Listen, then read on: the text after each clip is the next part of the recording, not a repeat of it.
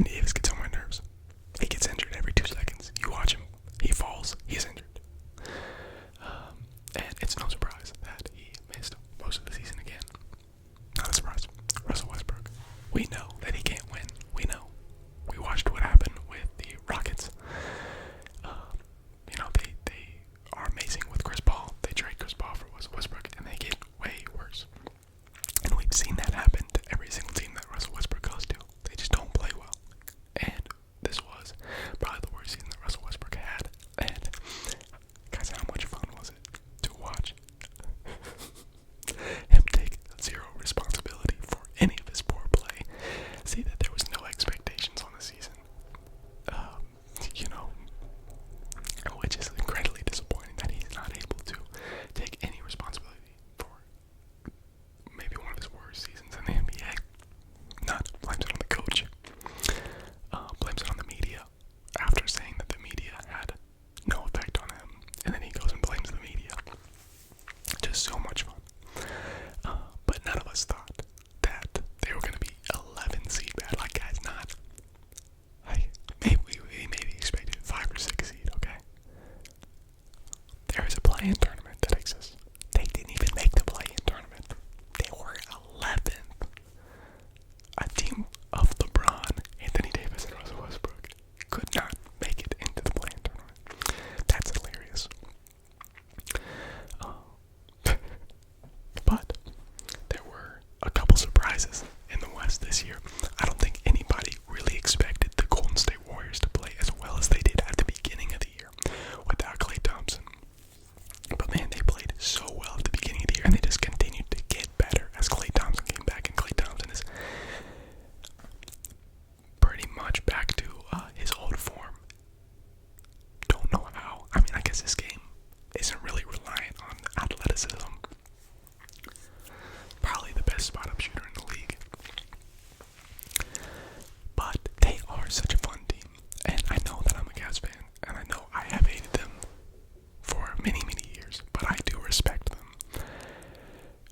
There were 2 years that I couldn't respect them because of Kevin Durant, but that was mainly Kevin Durant. Come on now, like, you can't do that, and I doubt the Warriors are going to turn that down, because they ruined the NBA for 2 years. But anyway, one reason why I respect them is that they draft well. The teams that they have, the team that they have right now, they drafted. Think about it. Steph Curry drafted. Draymond Green drafted. Klay Thompson drafted. So that's 4. Oh, Jordan Poole. Sorry. I don't even know. I probably miscounted that. But that's 4. 4 of the starters. Jordan Poole, Draymond, Steph, and Klay Thompson. And then you also have James Wiseman, who's been injured. He's been out. So, I think Kevon Looney. Man, they just have a lot of really good draft picks. Kuminga. Wow, okay. But I just really respect that team because they draft really well. They draft what they need, and they get the most out of them. And I agree with Draymond that Jordan Poole very well could have been in that discussion for most improved player over Ja, but Ja had an incredible year. He was incredible last year, but he somehow he was able to top it, and he should be in the MVP talks. But that was just a little bit of a surprise to me that they played that well, and they got that kind of output from their bench and from guys that really weren't that impressive last year.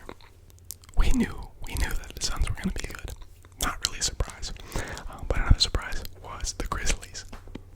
I don't think any of us saw them being a 2 seed, right? We knew that Ja was good, but I don't think we knew that Ja was this good. We knew that Ja was electric, but we didn't know that he was electrifying. I don't know if that makes it sound any better. You know, this is one of those times in somebody's career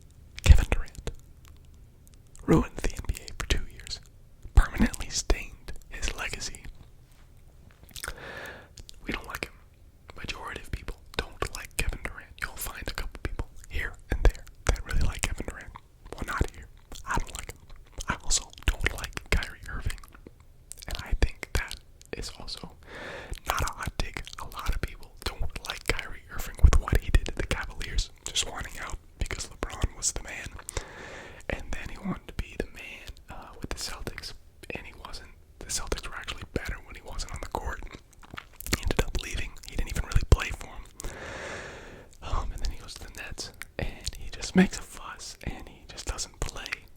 I heard some crazy stat, like he's only played like 4 seasons. He's only played half of the games. Something like that. I don't remember what it was, but it was something crazy about him not being on the court. We don't like him. We don't like him. He's annoying. He's a drama queen. Nick always said that he needs somebody to tell him that he ain't Jack. You know, like he's not that good. It just seems like everybody in his life has hyped him up to be this amazing thing. And now he just thinks he's like the greatest thing that's graced the earth. Super obnoxious. Don't like him. And the fact that those two got swept in the first round was amazing. So much fun to watch. I'm not even a big Celtics fan. I really don't like Jayson Tatum.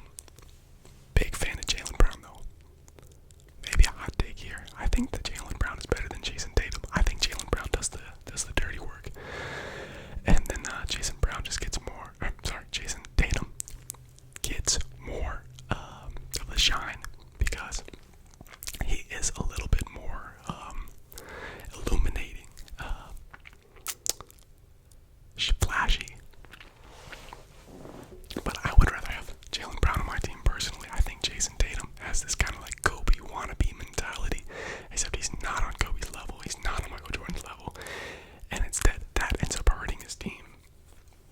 In the long run, I think he might have this mentality of, if we win, but I only scored 20 points, it's not a real win for me. Like, I need to look good in this win. So, I'm not a huge fan of them. But I do like Marcus Smart. I completely agree that Marcus Smart, and I like that he won Defensive Player of the Year. I have some friends that very much disagree with me, but I think that it's good that we recognize some of the guard play on defense. I think it was the last guard that won was Gary Payton in the 90s, which is way too long. And I understand that size does play into defense. It does. But there are guards putting in work like Marcus Smart, who should be recognized. And Marcus Smart has been a great defensive player for the last several years. And I think it's time that he wins the award. So great job, Marcus Smart. Thank you for sweeping the Nets. So, one team in the East, I'm not really sure what to make of them yet. It's the 76ers. I'm not really sure what to make of them. I don't know what the highest potential that they have, because they have a ton of potential. But I'm not sure if they can put it together. I'm not really sure. So they could be a surprise team to come out of the East. But I'm not willing to put my money on it.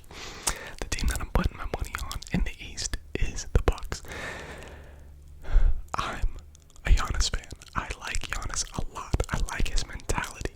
I like the way that he plays the game. He plays strong. He's physical. He's a great leader. He has a wonderful personality. He's a role model. I just like him a lot. I like the way he plays the game. I like the way that he carries himself. And I like the way that the Bucks have formed their team. And I like the way they play. So, I'm rooting for them in the East now that the Cavs have been eliminated. I want them to repeat. I think that Giannis is now in his prime, and it is his time to be the face of the league. So I'm looking forward to that Boston Celtics Bucks matchup, where I think that the Celtics are a really good defensive unit as a whole. But I think with just the massive matchup nightmare in Giannis, I just don't see anybody on that team that is going to be able to guard him. And I don't think they're going to try to one-on-one. You can't one-on-one Giannis. But I don't really see enough size on that team that is going to put up a big enough one-on-one threat. I think when we see Giannis get shut down, it is definitely a team effort, but there's one guy that's able to initiate that and take him on. We saw that when the Bucks played Toronto, and we saw Kawhi really limit what Giannis